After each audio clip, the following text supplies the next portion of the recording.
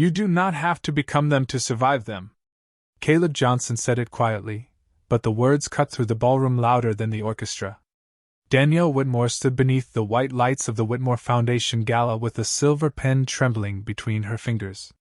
The contract lay open on the podium before her, its pages glowing beneath the cameras. Around her, donors in black tuxedos and evening gowns watched without breathing. Grant Holloway stood near the front row, one hand folded over the other, his expression calm enough to fool anyone who did not know what calm could hide. Caleb moved through the crowd in his dark blue work shirt, the same shirt that still carried a faint trace of dust and copper from the repair shop. He did not belong in the room by their standards. The polished marble floors, the crystal chandeliers, the glasses of sparkling water balanced on silver trays, none of it had been built for a man like him. But he walked anyway. Danielle looked at him as if the entire room had disappeared. Her eyes were usually cold gray, sharp and unreadable. Tonight they were bright with something else. Fear, maybe? Or the exhaustion of someone who had spent too many years pretending fear could not touch her. Caleb, she whispered. Grant took one step forward. This is inappropriate. Caleb did not look at him. He stopped at the edge of the stage and held Danielle's gaze. You know what is in that contract, he said. You know who pays for it. Danielle's fingers tightened around the pen. Behind her, a giant screen displayed the Whitmore Urban Development logo in clean white letters. The company had built half the city's newest towers. It had also built the walls around Danielle's life, one meeting, one demand, one carefully arranged smile at a time. I cannot do this, she said, so softly that only Caleb could hear. He stepped closer, but not too close. Then do not. The room waited. Cameras lifted. Grant's smile disappeared. Danielle looked down at the signature line. Her hand shook once. Then she set the pen down. A sound moved through the ballroom, small and shocked. Grant's voice hardened. Danielle, think carefully. She looked at him at last. I have been thinking carefully for years. Her shoulders rose with a slow breath. That is the problem. Caleb saw the moment her strength began to slip. Not weakness. Not surrender. Just the cost of holding herself upright in a room that had always demanded more than it gave. He stepped onto the stage. Danielle looked at him, and he waited until she gave the smallest nod. Then he leaned forward and pressed a brief, gentle kiss to her forehead. Nothing more. No performance. No claim. Just warmth offered to someone who had forgotten she was allowed to receive it. The ballroom fell completely silent. Danielle closed her eyes. When she opened them, the coldness was gone. Not forever. Not magically. But for one breath, she looked like a woman standing in the light without armor.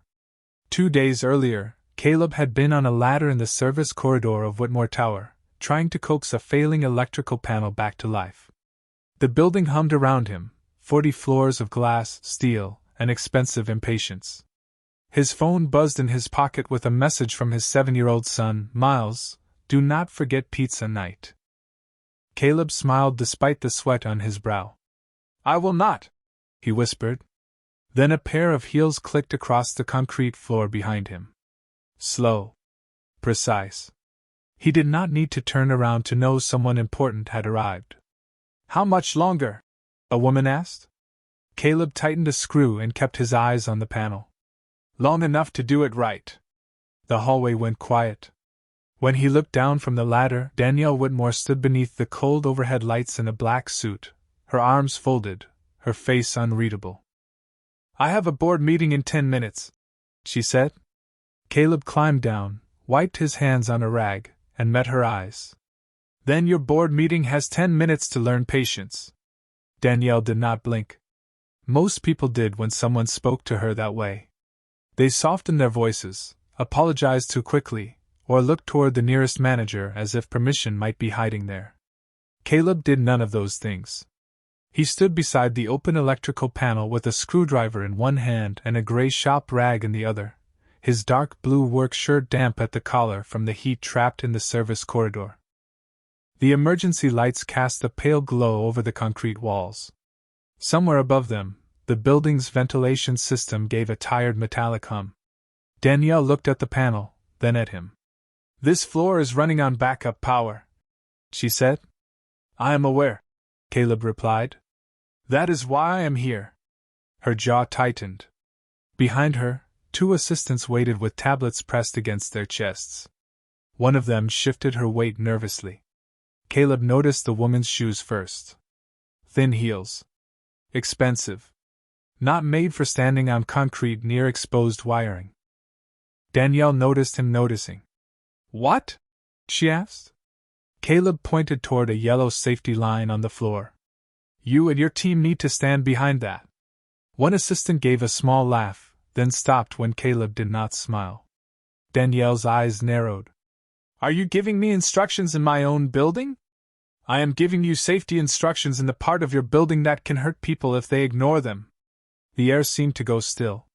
Caleb had spent enough years in repair work to know that electricity did not care about job titles. It did not care who owned the building, who sat on the board, or whose name glowed at the top of the tower. A loose connection could shut down a room full of powerful people as easily as it could darken a small apartment kitchen. Danielle studied him for a long moment. Then, to the surprise of both assistants, she stepped behind the line. 5 minutes, she said. Caleb turned back to the panel. "You said 10. I am revising my expectations." "That is a good start." One of the assistants covered a smile with her hand. Danielle heard it. Her gaze moved toward the young woman, and the smile vanished. Caleb felt the old tension settle in his shoulders. He had seen it before. The room adjusting itself around power. People learning to become invisible. He tightened a loose connector, checked the breaker, then paused when his phone buzzed again. Miles had sent a picture. A paper plate with a crooked drawing of a pizza slice, red crayons smeared across the cheese. Under it, in large uneven letters, he had written, "Friday pizza with Dad." Caleb's face softened before he could stop it. Danielle saw the screen. "Your son?" she asked. "Miles. 7. He likes pizza? He likes being right. Pizza is just the current argument." Danielle looked down at the picture longer than necessary. "You are leaving work for that?" Caleb slid the phone back into his pocket. "I leave work for him." Her expression changed, almost too quickly to catch. It was not judgment. It was something quieter. Something like confusion. "Your meeting," Caleb said, turning back to the panel, "can survive 10 minutes. A kid waiting by the door remembers everyone." The overhead lights flickered once. Then the corridor brightened, warm and steady. The building's hum returned, fuller now. Caleb closed the panel and stepped back. "There. You are good." Danielle looked up at the restored lights. Then she looked at him. "You fixed it." That is usually the goal. An assistant stepped forward with a clipboard. "Mr. Johnson, please sign here." Caleb took the pen, wrote his name, and reached for his toolbox. Danielle stopped him. "Wait." He looked over his shoulder. Her face was still composed, still distant, but the cold certainty in it had shifted by half an inch. "What is your rate?" she asked. Caleb gave her the number. Danielle nodded. "Add an emergency fee." Caleb shook his head. "You called during business hours. I am offering. And I am declining." One assistant looked startled. Danielle did not. She only watched him lift the toolbox. "Why?" she asked. Caleb walked toward the service elevator, then paused beside the yellow safety line. "Because a fair price is enough." The elevator doors opened behind him. He stepped inside before Danielle could answer. But as the doors began to close, he saw her still standing beneath the restored lights, staring at the empty space where he had been. And for the first time, Danielle Whitmore looked less like a woman nobody could reach and more like someone who had forgotten how.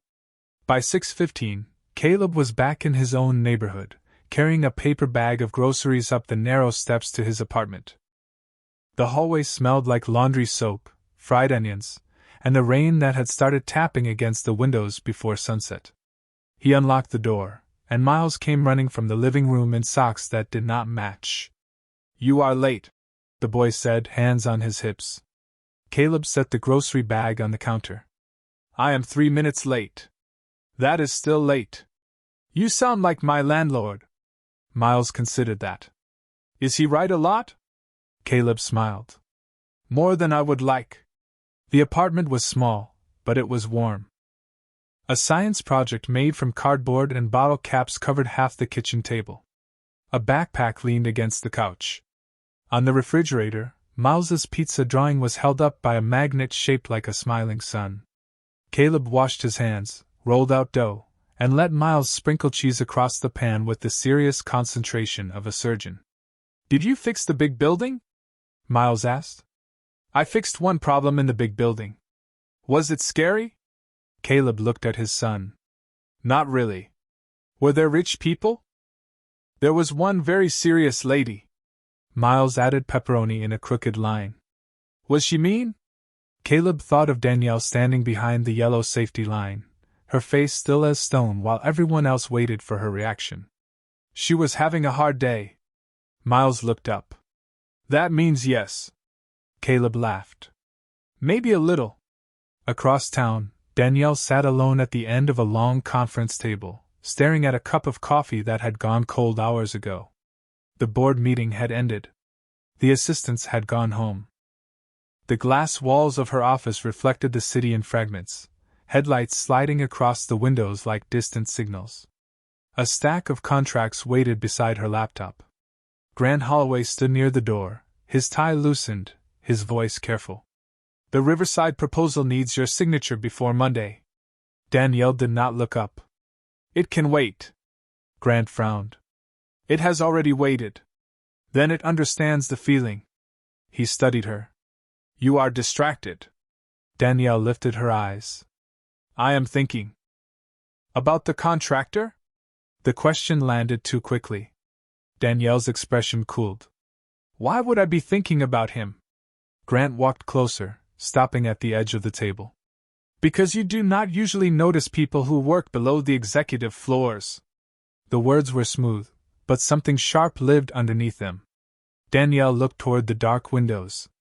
She remembered Caleb's hands, steady against the open panel. She remembered the way he had said a fair price was enough. No one in her world said enough. They said more? More growth. More influence.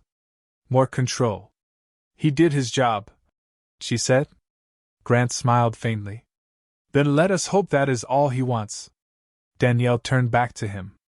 "What is that supposed to mean?" "Nothing." "Grant." His smile stayed in place. "People see opportunity when they see your name. You know that." Danielle's fingers rested beside the cold coffee cup. "You mean people like you?" For the first time, Grant's expression shifted. Only slightly. Then he straightened his jacket. "I mean people who understand how the world works." He left before she answered. The office became quiet again. Danielle looked at the coffee, then reached for her phone.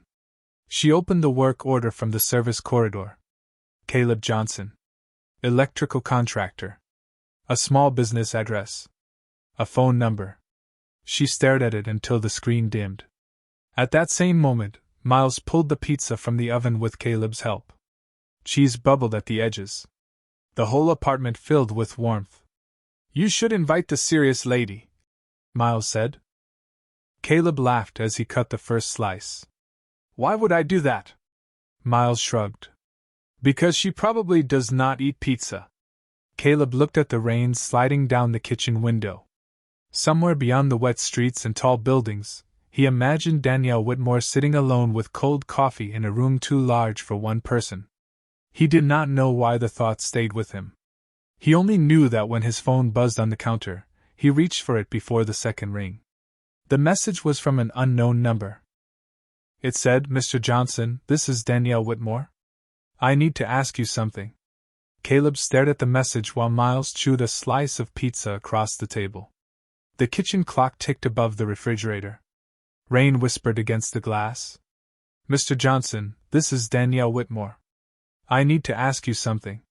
He read it twice, then set the phone face down beside his plate. Miles noticed immediately. Is that the serious lady? Caleb reached for his napkin. Eat your pizza. That means yes. Caleb tried not to smile. It means you asked too many questions. Miles took another bite, thinking hard. Maybe she wants pizza. Caleb's phone buzzed again. This time, the message was shorter. Please call when you have a moment. Caleb looked at the screen, then at his son.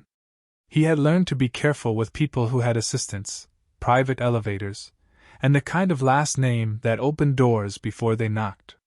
A call from Danielle Whitmore after business hours could mean anything. Another repair. A complaint. A request dressed up as an order. But there had been something in her face when he left the tower. Something he could not quite name. Finish your dinner, he said. Then shower. Miles narrowed his eyes. Are you calling her? Maybe. Tell her pineapple does not belong on pizza. That sounds like a conversation for later. 10 minutes later, Caleb stood on the small balcony outside his apartment, where the rain had cooled the evening air and the streetlights made the wet pavement shine. He pressed Danielle's number. She answered before the second ring. Mr. Johnson. Caleb is fine. A pause followed. Caleb, she said. Her voice sounded different without the concrete corridor and the waiting assistants. Lower. Tired. I'm sorry to call so late. He leaned against the railing. Is the building on fire? No, then it can probably wait until morning. For the first time, she laughed. It was quiet, almost surprised, as if the sound had escaped before she could stop it. I deserve that. Caleb looked through the rain at the dark roofs below. What do you need? Danielle became silent again. He could hear the faint hum of an office through the call. The lights on the 36th floor are flickering, she said. Facilities says it is not urgent. Is it? I do not know. Caleb waited. And? He asked. Her breath caught lightly. And I do not want to be alone in this building tonight. The honesty of it stopped him. He looked through the apartment window.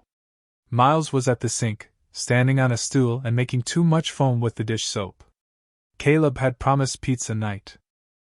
He had kept that promise. But he also knew the sound of someone asking for help without knowing how to say it. I can come by tomorrow morning, he said. First appointment. That is not what I meant. I know. He heard her exhale. I will pay double. That is not what I meant either. The rain grew heavier for a moment, drumming against the metal railing. Caleb closed his eyes. Danielle, you have a whole company.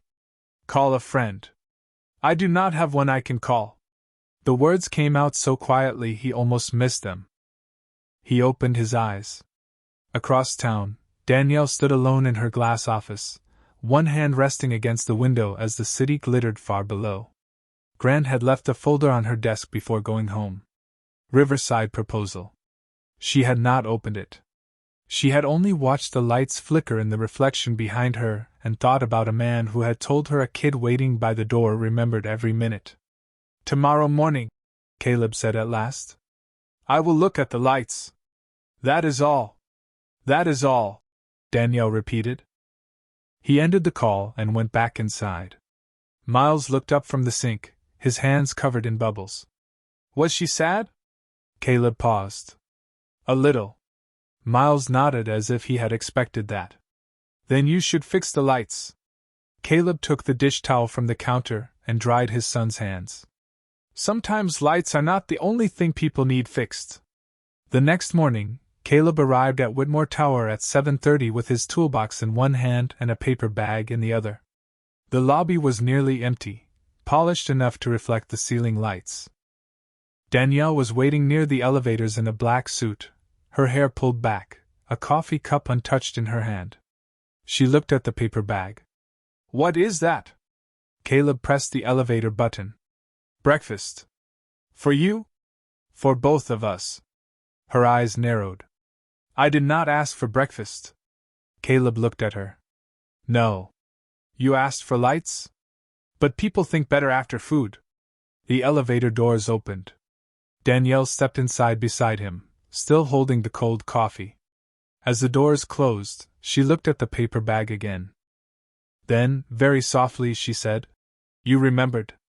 The elevator rose in silence, smooth enough that Caleb could only tell they were moving by the numbers glowing above the door.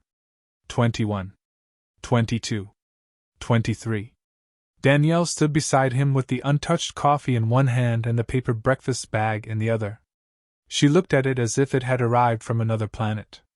Caleb watched the reflection of both of them in the brushed steel doors. His dark blue work shirt. Her black suit. His toolbox near his boots. Her posture straight enough to hide how tired she was. "It is just an egg sandwich," he said. Danielle glanced at him. "You do not know what I eat. You have not touched that coffee. I am taking a guess. That is not the same thing." "No," Caleb said. "But it is close." The elevator opened on the 36th floor. The hallway beyond was quiet, lined with glass offices and pale stone walls. A few ceiling lights flickered near the far end, blinking in uneven pulses. Danielle stepped out first. Her heels clicked sharply against the floor, but the sound seemed smaller than it had the day before. Caleb followed, setting down his toolbox beside a utility closet. "Show me when it started." "Last night," she said. "After everyone left." "Any storms? Power surge? Construction nearby?" "No. Any changes to the system?" Danielle hesitated. "Grant had the information technology team install new security equipment last week." Caleb looked toward the ceiling lights. "That could be part of it." "Could be?" "I do not promise answers before I see the wiring." Danielle nodded. "Of course." Caleb opened the utility closet and found the breaker panel. The air inside smelled faintly of dust and warm plastic. He removed the cover, checked the labels, and began tracing the lines. Danielle stood in the doorway for a moment, watching him work. "You can sit down," he said. "I am fine." That is what people say right before they fall asleep standing up. Her expression cooled automatically. "I do not fall asleep at work." Caleb looked over his shoulder. "Then you are missing out on one of life's greatest mistakes." A tiny smile touched her mouth, then disappeared. But he saw it. He returned to the panel and found the problem within minutes. A new power draw had been added to the same circuit feeding the lighting controls. Too much load. Too little attention. "Your security equipment is pulling from the wrong line," he said. "Who approved it?" Danielle's face changed. "Grant." "Then Grant needs an electrician, not a finance title." He shut off the breaker, rerouted the connection, and tightened the new line. The lights steadied overhead. One by one, the flickering stopped. Danielle looked down the hallway as the cold white glow became even and calm. "You fixed it again," she said. "That is still the goal." Caleb wiped his hands on his rag. "Now eat." Danielle looked at the paper bag. "You are very comfortable giving orders. Only when someone is about to make a bad decision. And not eating breakfast is a bad decision. It is before 9 in the morning." He held out his hand. "Coffee." Danielle stared at him. "Excuse me? Give me the cold coffee." "Why?" "Because it is cold." She looked at the cup, then at him. Slowly, as if she was testing a rule she had never been allowed to break, she handed it over. Caleb set it on a nearby table and took the paper bag from her. He opened it and pulled out 2 wrapped egg sandwiches and 2 small containers of fruit. "My son helped pack these," he said. "He thinks people who skip breakfast become grumpy." Danielle accepted 1 sandwich. "Your son has strong opinions." "He gets that from me." They sat in a small conference room with windows facing the gray morning sky. No board members. No assistants. No Grant. Just the soft hum of the building and the rustle of paper wrappers. Danielle took 1 bite. Then another. Caleb pretended not to notice the way her shoulders lowered. "This is good," she said. "It is eggs and cheese, Still. He looked at her. You do not get many ordinary mornings, do you? Danielle held the sandwich in both hands. For a long moment, she did not answer. Then she said, My father used to tell me that people only respect what you can do for them. Caleb looked toward the rain on the windows. That sounds lonely. It was meant to make me strong. Did it? Danielle's eyes met his. I do not know. Before Caleb could answer, the conference room door opened. Grant Holloway stood there in a charcoal suit, his gaze landing first on Danielle, then on Caleb, then on the half-eaten breakfast between them. His smile was polite. His eyes were not. Danielle, he said. The board is waiting. And I see you have found a way to make this repair call more personal than necessary.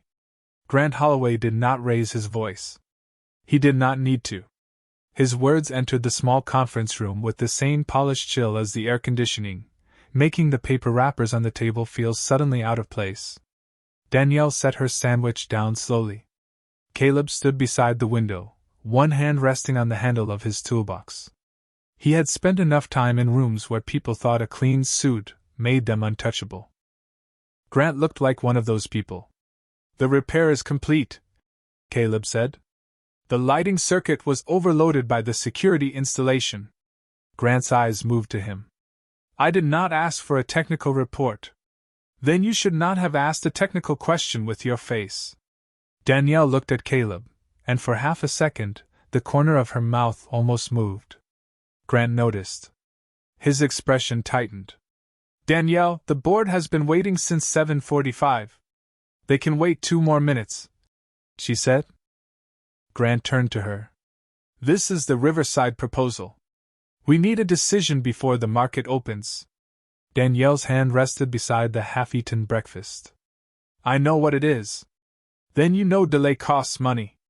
Caleb did not understand every detail of corporate deals, but he understood pressure. He understood the way Grant stood too close to the table without touching anything, as if the room already belonged to him. He understood the way Danielle's shoulders drew inward even while her face stayed calm. I will review it, she said. Grant's smile returned, thin and practiced. You have reviewed it. We discussed it last night. Danielle looked at the folder tucked beneath his arm. Then why are you afraid to let me read it again? The question landed softly. Grant's smile did not disappear, but it stopped looking real. I am not afraid of anything. Good, Danielle said. Then you will not mind waiting. For the first time, Caleb saw something shift in her. It was not a grand gesture.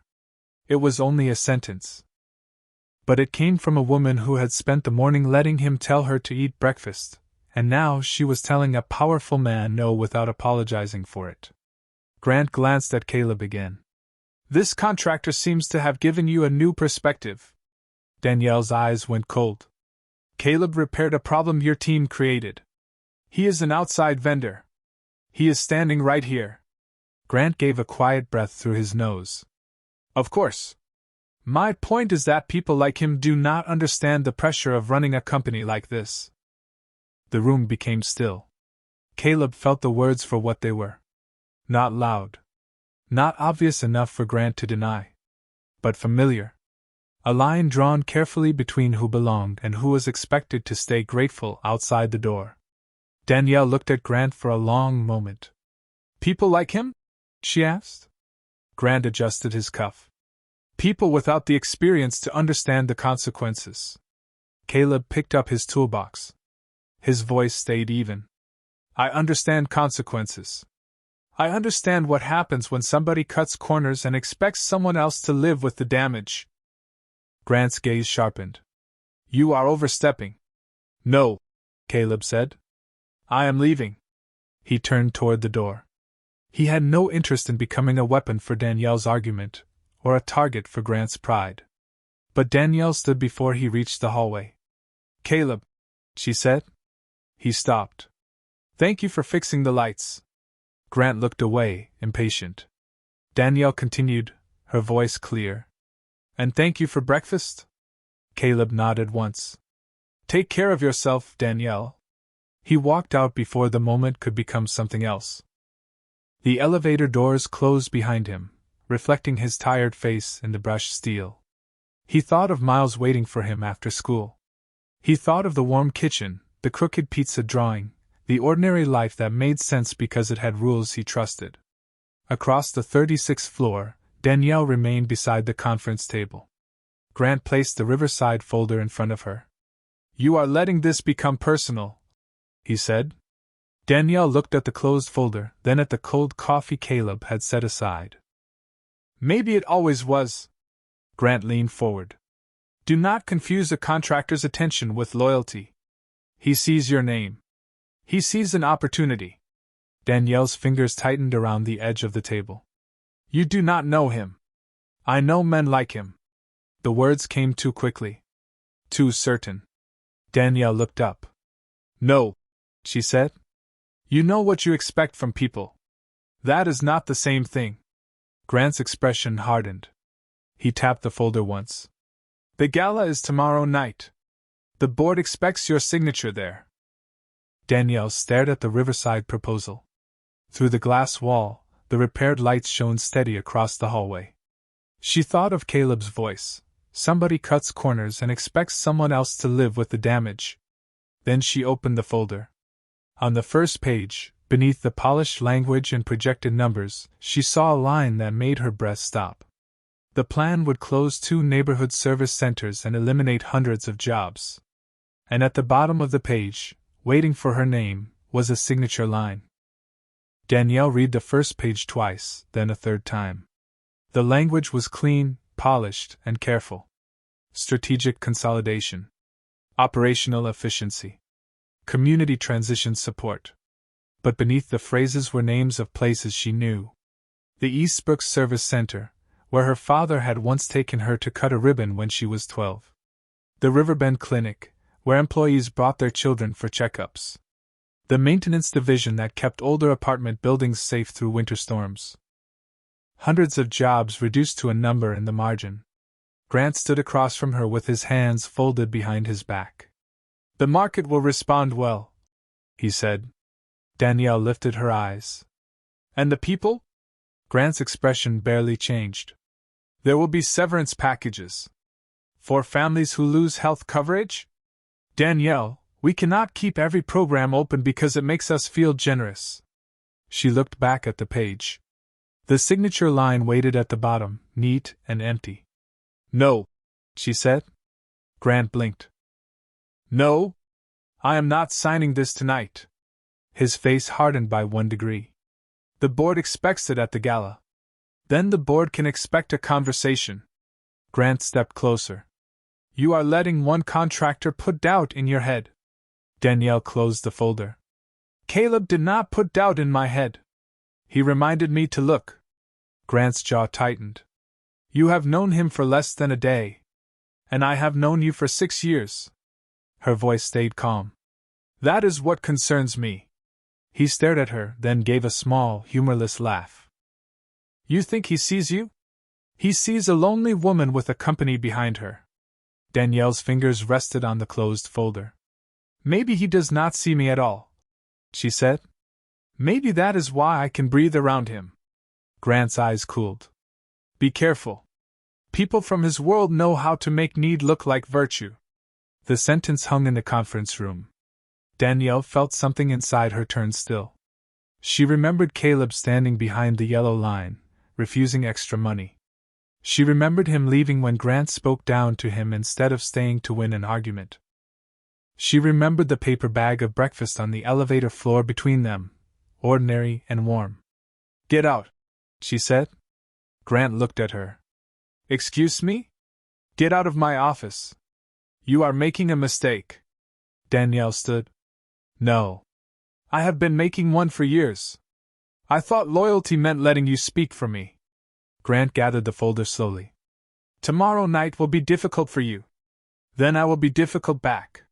He left without another word. The door closed, and Danielle stood alone beneath the steady lights. Outside, the city moved beneath a gray sky. Inside, the silence felt different now. Not empty. Clear. Across town, Caleb was kneeling beside a kitchen cabinet, tightening the loose hinge Miles had been complaining about for a week. The apartment smelled like tomato sauce and garlic bread. Miles sat at the table with his homework spread out in front of him, his tongue caught between his teeth as he worked through a page of math problems. "Dad," he said, "what is 8 times 7? Caleb looked over his shoulder. "What do you think?" "I think it is too many." Caleb smiled. "That is not wrong." His phone buzzed on the counter. Danielle Whitmore. He stared at the name until Miles noticed. "The serious lady again?" Caleb wiped his hands on a towel. "Do your math." "That means yes." He stepped onto the balcony and answered. "Caleb." Danielle's voice was quieter than before. "I read the Riverside proposal." He looked out at the evening traffic. "And? It is worse than I thought." Caleb leaned against the railing. "Then do not sign it. It is not that simple." "It rarely is." A pause followed. He could hear her breathing, controlled but thin. "Grant says I am being emotional," she said. Caleb looked through the window at Miles, who was now drawing small stars beside his math answers. "Sometimes emotional means you still know people matter." Danielle was silent for a long moment. "Will you come to the gala tomorrow night?" Caleb almost laughed. "Danielle, I own one decent shirt, and it has a loose button." "I am not asking you to impress anyone." "Then why are you asking?" Her answer came softly. "Because I need one person there who will tell me the truth." Caleb closed his eyes. He thought of Grant's face. He thought of the way Danielle had told him to get out. He thought of Miles waiting for dinner. "I cannot promise anything," he said. "I know," Danielle replied. "But thank you for not hanging up." After the call ended, Caleb stayed on the balcony while the first evening lights came on across the neighborhood.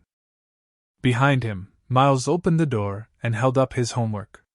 "I got 8 times 7, he said proudly. Caleb turned. "What is it?" Miles grinned. 56. Caleb nodded. "See? You can do hard things." Miles looked toward the phone in his hand. "Can the serious lady do hard things too?"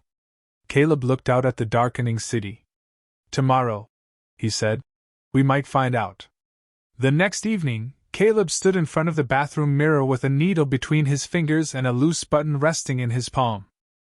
His dark blue shirt lay across the counter, clean but worn at the cuffs, the collar pressed flat with the kind of care that came from not having many choices.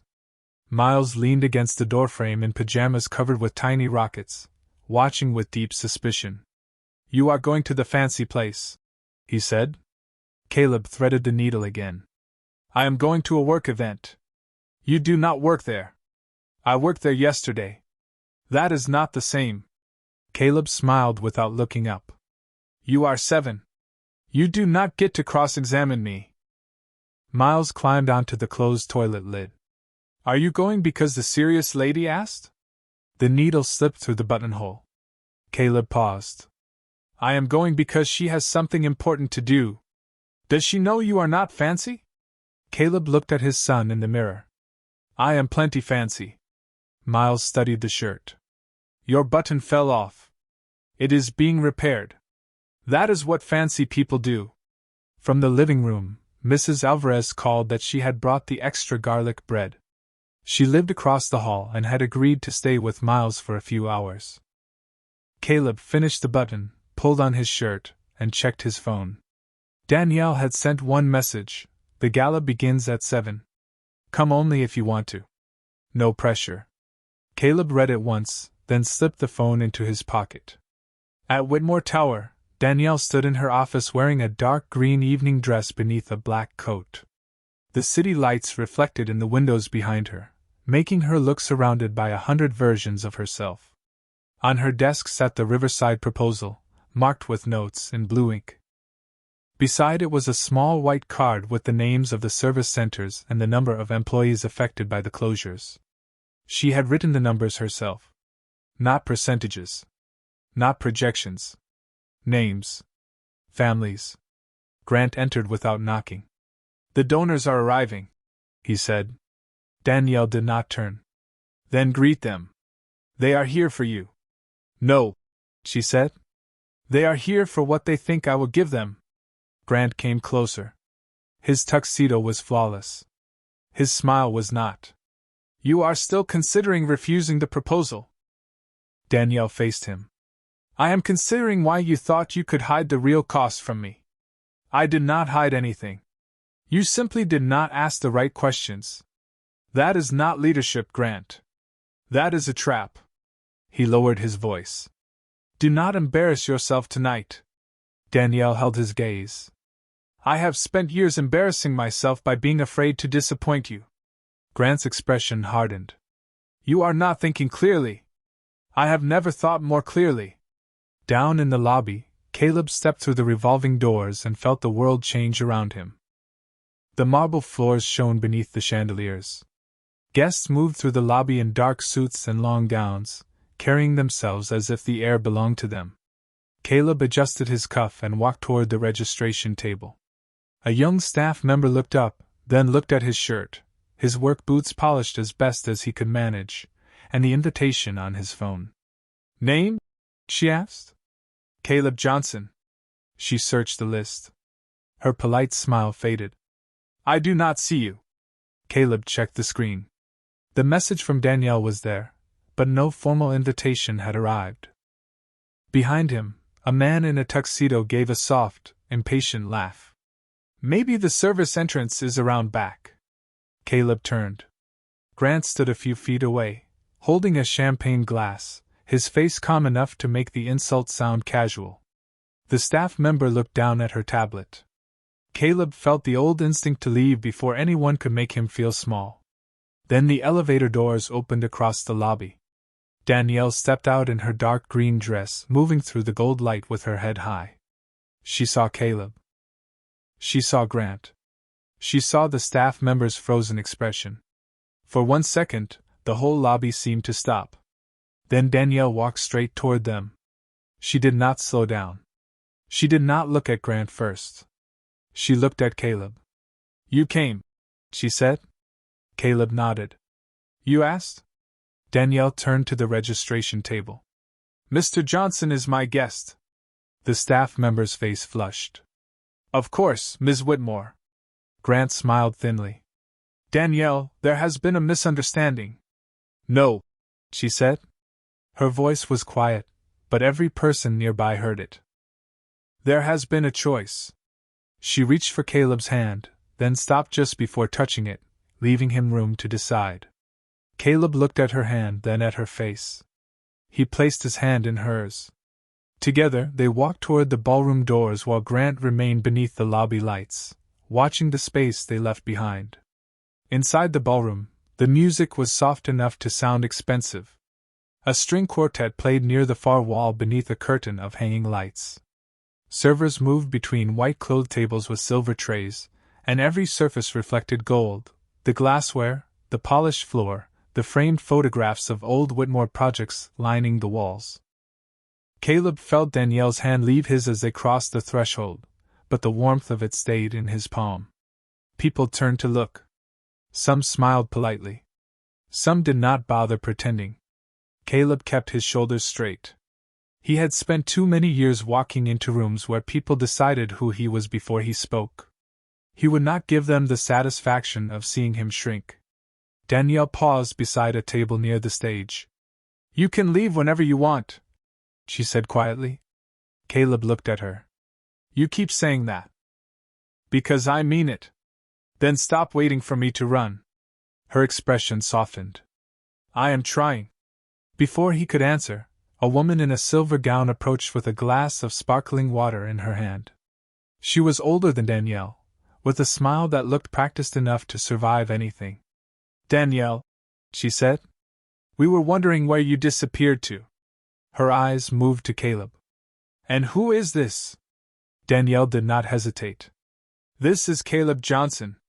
The woman's smile remained in place. How nice. And what brings you to our gala, Mr. Johnson? Caleb glanced at the stage, then back at her. Danielle invited me. Yes, I gathered that. The woman took a slow sip.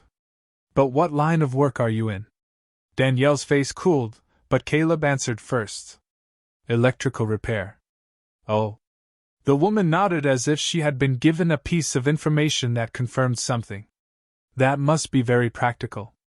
It is, Caleb said. People notice when the lights go out. Danielle looked at him, and this time she did not hide her smile. The woman's eyes flickered. I am Victoria Langford, she said.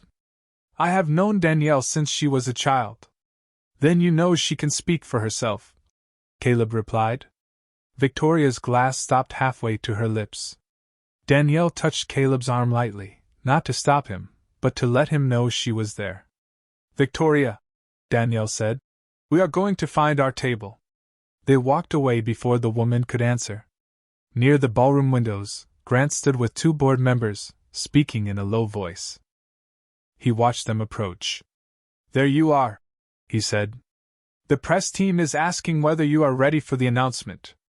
Danielle's gaze moved to the stage, where the Riverside proposal waited inside a leather folder beside the microphone. I am ready, she said. Grant looked at Caleb. And your guest? He is staying, Danielle replied. Grant's smile tightened. This is a business event, Danielle. Caleb looked at him. I noticed. Everybody is pretending not to be nervous. One of the board members shifted uncomfortably.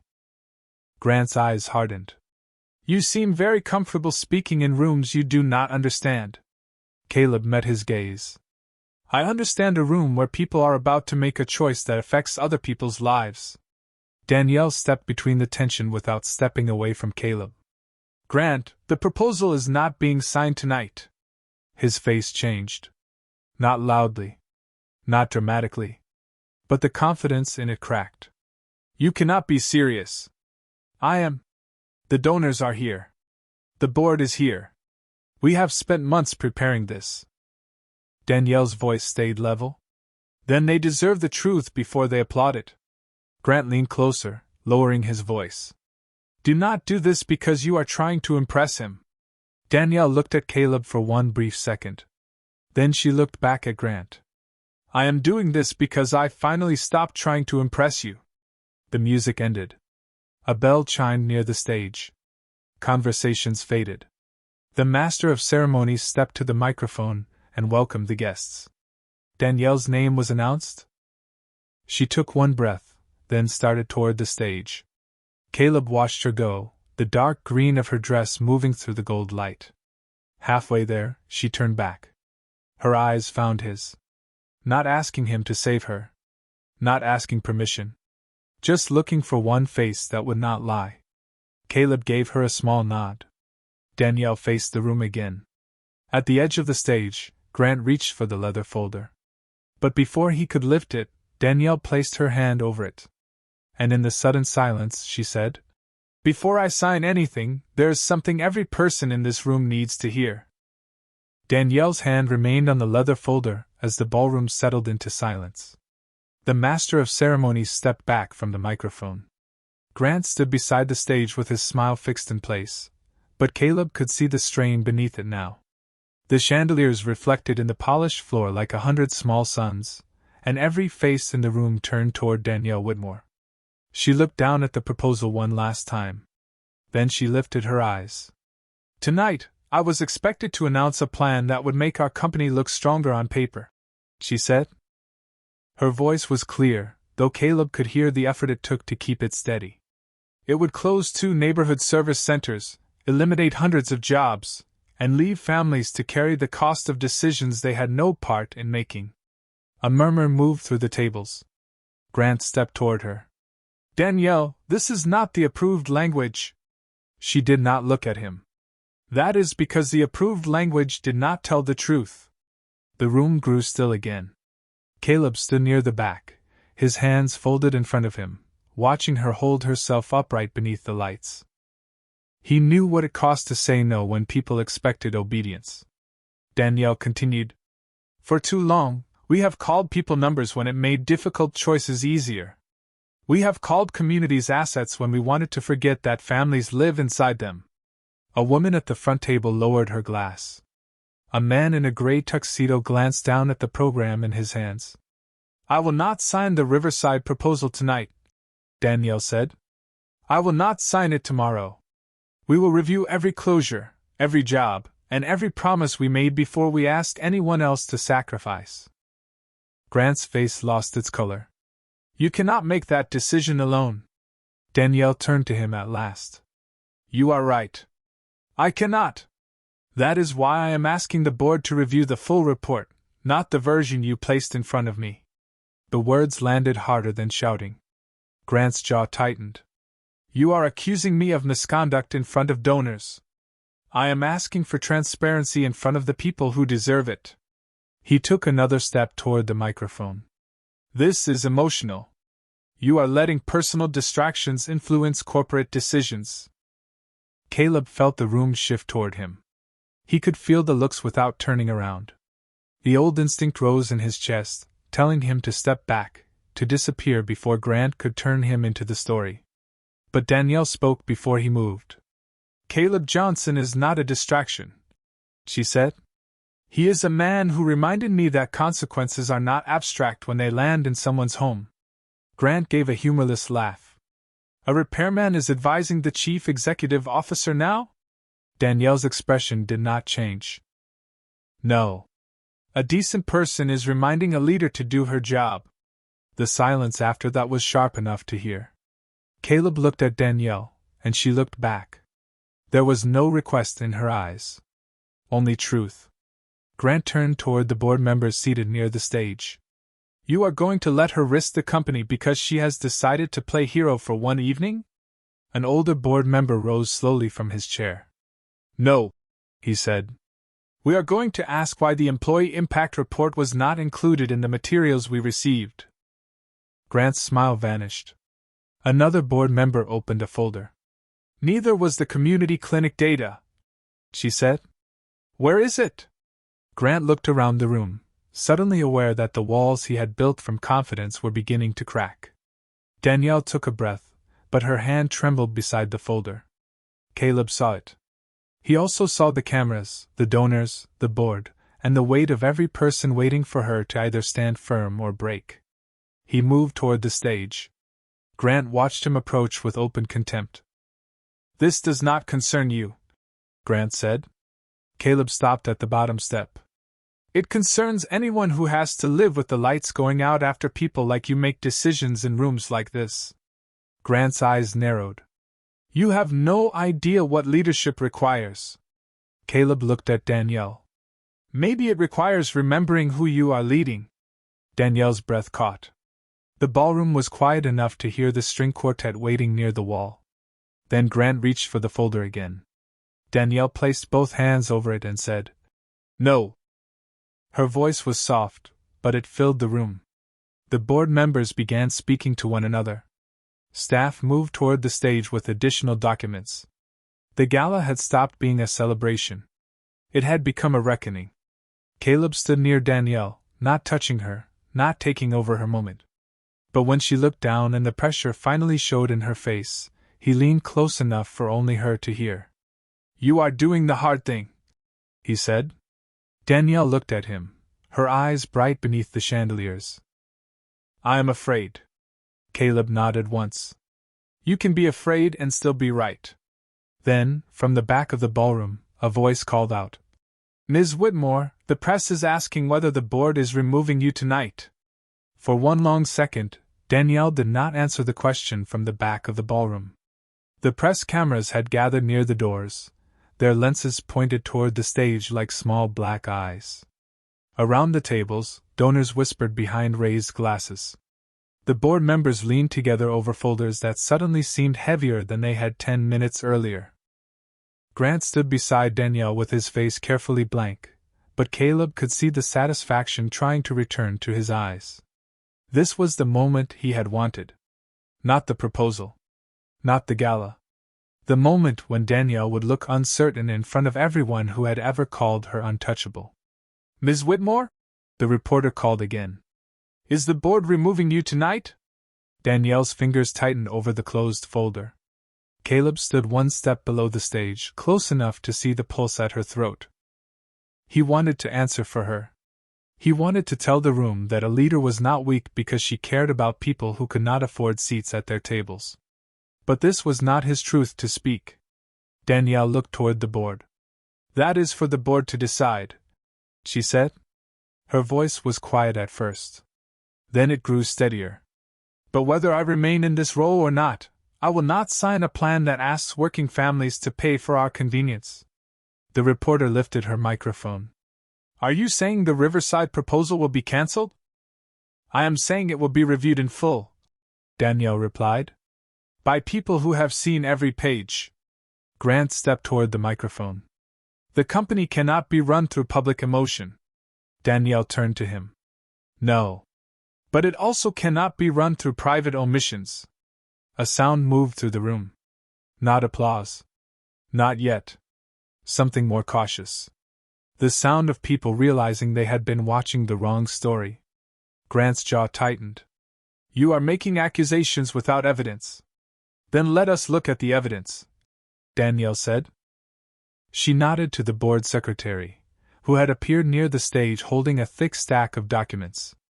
The secretary placed them on the table in front of the board members. "These are the full impact reports," she said, "including the clinic closures, employee layoffs, and projected neighborhood losses." Grant looked at the papers. His face changed. "Where did you get those?" The secretary looked toward Danielle. "They were in the restricted finance archive."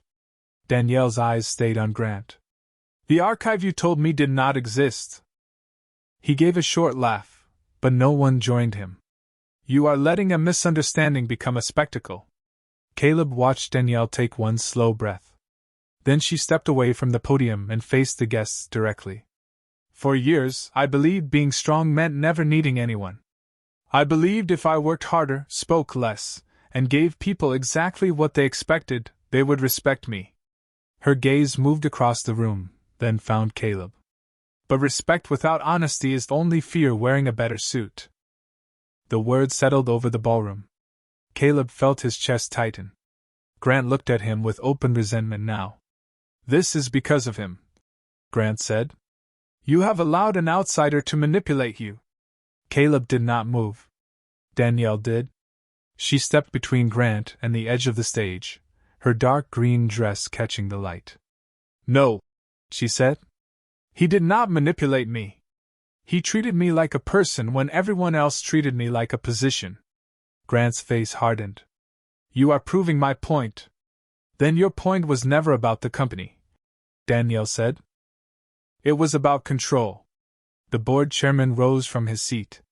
He was an older man with silver hair and a navy tuxedo, and when he spoke, the room became quiet again. "Mr. Holloway," he said, "you will provide the board with every document related to Riverside before the end of the night." Grant looked at him. "You cannot be serious." "I am completely serious." The chairman turned to Danielle. "Ms. Whitmore, until the review is complete, no agreement will be signed." Danielle nodded, but the tension did not leave her face. The cameras flashed. The reporter began speaking into her microphone. Grant gathered his composure piece by piece, then looked at Caleb. "Enjoy this while it lasts," he said quietly.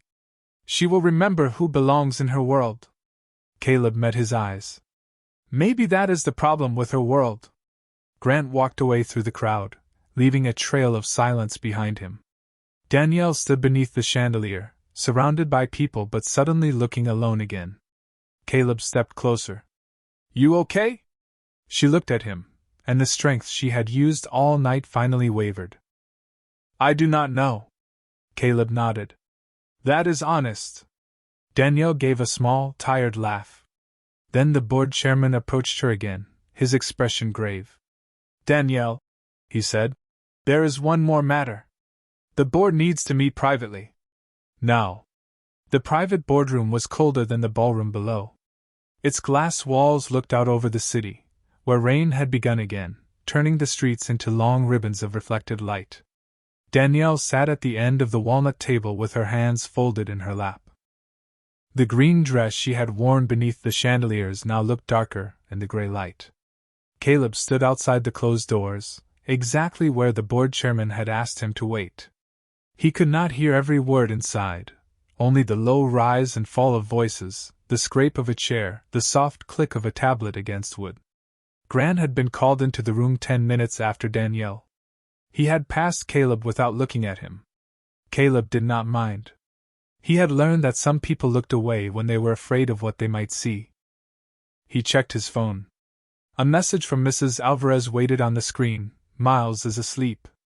He asked if the serious lady did the hard thing. Caleb smiled faintly. Then he typed back, "She did."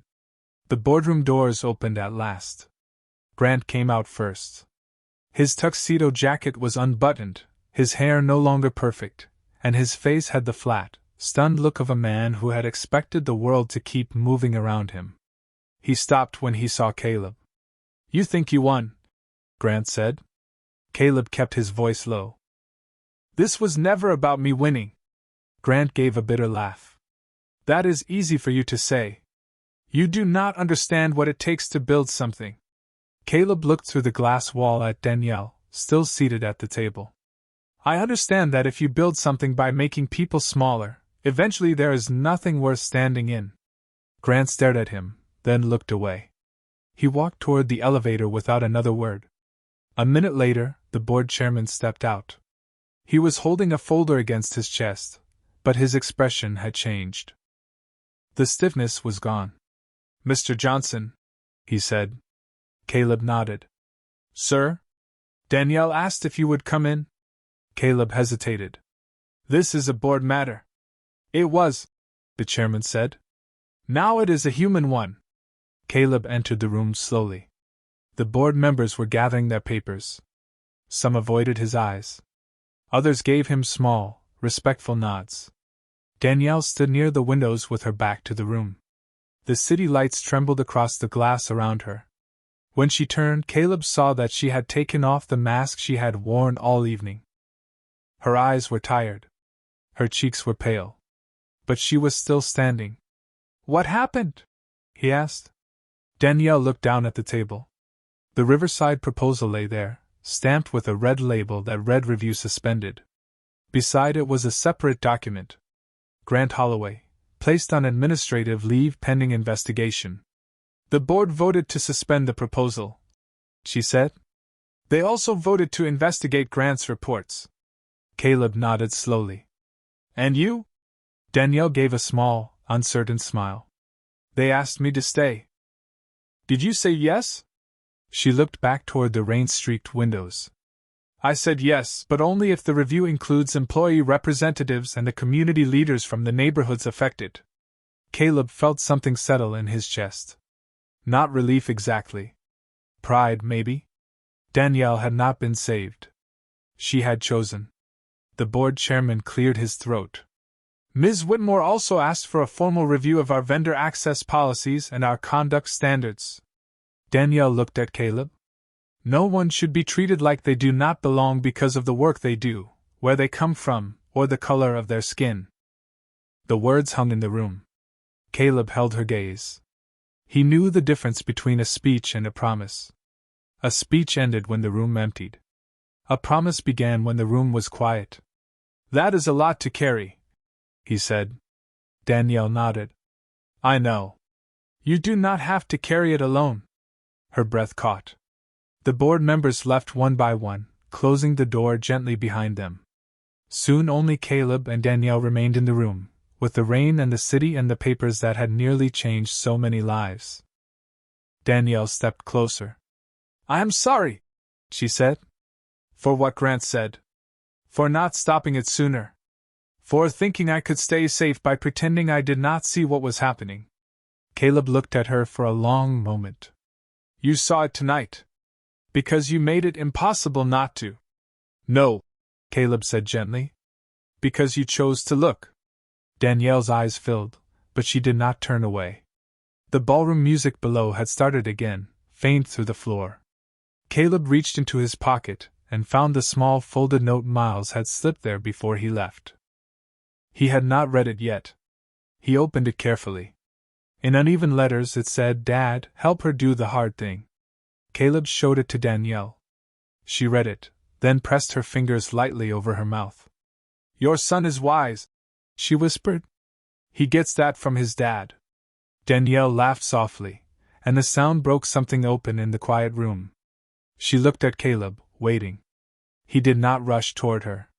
He only lifted his hand, giving her time to move away if she wanted. Danielle stepped closer instead. Caleb leaned forward and pressed a brief, gentle kiss to her forehead. It lasted only a moment. A promise of steadiness, not possession. When he pulled back, Danielle closed her eyes and breathed in slowly. Then she opened them, and for the first time that night, she smiled without fear. Outside the glass walls, the rain began to ease. The next morning, Danielle stood outside Caleb's apartment building with 2 paper bags of breakfast warming her hands. The rain had passed during the night, leaving the sidewalk dark and shining beneath a pale blue sky. She wore a simple tan coat over a soft gray sweater, no black suit, no sharp heels, no assistant waiting nearby with a tablet. Her hair was loose around her shoulders. For a moment, she looked up at the narrow windows and wondered if she had come too early. Then she heard laughter from inside. A child's laughter. It moved through the old building walls like sunlight. Caleb opened the door before she could knock. He wore a faded blue t-shirt and jeans, and there was a small streak of flour near his wrist. For a second, neither of them spoke. The hallway smelled like coffee, warm bread, and someone's laundry soap. "You found it," Caleb said. Danielle lifted the paper bags slightly. "I brought breakfast." His eyes moved to the bags, then back to her face. "You already did that once. I am trying to learn from good examples." Caleb stepped aside. "Come in." The apartment was brighter than Danielle remembered from imagining it. Morning light spilled across the kitchen table, where Miles sat in a chair with a bowl of cereal and a pencil tucked behind one ear. He looked up when Danielle entered. His eyes moved from her coat to the paper bags. "You are the serious lady," he said. Danielle smiled. "I have heard that name before." Miles looked at Caleb. "Did she do the hard thing?" Caleb leaned against the kitchen counter, watching Danielle answer for herself. She set the breakfast bags on the table. "I did," she said. "Was it scary?" Miles asked. Danielle thought about the ballroom, the cameras, Grant's cold smile, the boardroom doors closing behind her. Then she looked at the boy with cereal milk on his spoon. "Yes," she said. "But I did it anyway." Miles nodded as if that made perfect sense. "That is what Dad says." Caleb looked down, hiding a smile. Danielle opened one of the bags and placed a warm blueberry muffin beside Miles's bowl. "I asked the bakery to put extra blueberries in this one." Miles studied it carefully. "How did you know I like blueberries?" "Your dad told me." Caleb raised his hands. "I may have mentioned it." Miles took a bite, then looked at Danielle again. "Are you still cold?" The question was simple. It landed harder than any boardroom challenge. Danielle looked toward the window. Outside, sunlight caught the edges of the wet cars parked along the street. She thought of all the years she had spent believing distance was strength. She thought of Caleb standing beside her without asking for anything. She thought of a little boy who measured people by whether they kept promises and showed up with breakfast. "I am learning not to be," she said. Miles considered that answer, then nodded. "Okay."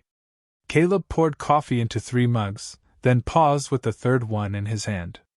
"Miles does not drink coffee." Miles looked offended. "I can smell it." Danielle laughed, and this time she did not stop herself. The sound filled the small kitchen, warm and unguarded. Caleb handed her a mug. Their fingers brushed for only a second. Neither of them pulled away too quickly. On the refrigerator, Miles's pizza drawing still hung beneath the smiling sun magnet. Danielle walked over and looked at it. The red crayon cheese had smudged across the paper. In the corner, someone had written Friday pizza with Dad. "That is a good plan," Danielle said. Miles looked up from his muffin. "You can come if you want." Caleb started to say something, but Danielle answered first. "I would like that." Miles smiled, satisfied, and returned to his breakfast. Caleb stood beside Danielle near the refrigerator.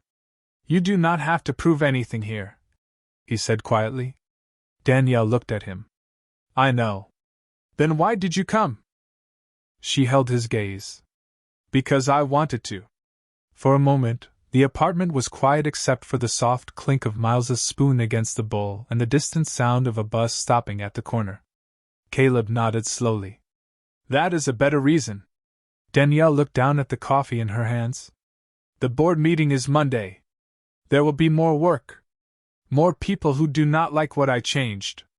There always are. What if I get it wrong? Caleb looked toward Miles, who was humming to himself while he drew a new picture on the back of his homework. Then you listen. You fix what you can. And you do not pretend the broken parts are not there. Danielle breathed in. You make it sound simple. It is not simple, Caleb said. It is just honest. Outside, the morning grew brighter. Danielle stood in the small kitchen with a warm mug in her hands, a blueberry muffin missing one bite from the table, and a future that no longer looked like a locked glass tower. She had not changed the whole world overnight. But she had chosen to see the people inside it. And for now, that was enough.